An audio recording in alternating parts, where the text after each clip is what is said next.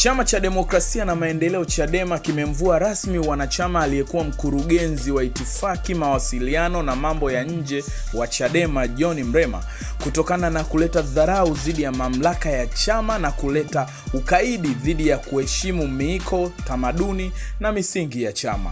Mimi naitwa Solomon Kagaruki, mwenyekiti wa tawi la Bonyokwa.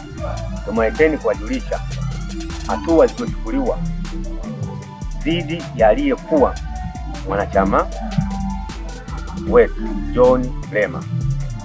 Mnamo tarehe 16 mwezi wa 4 2025 tulimwandikia barua ya kujieleza dhidi ya tuhuma alizokuwa zinamkabili pamoja na usaliti. Pamoja na yote hayo, John hakuwahi kujibu barua wala kufika kwenye kamati tendaji ya tawi.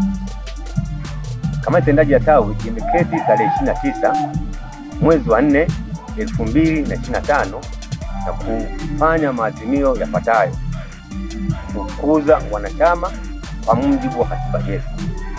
Asanteni na washukuru sana kwa habari.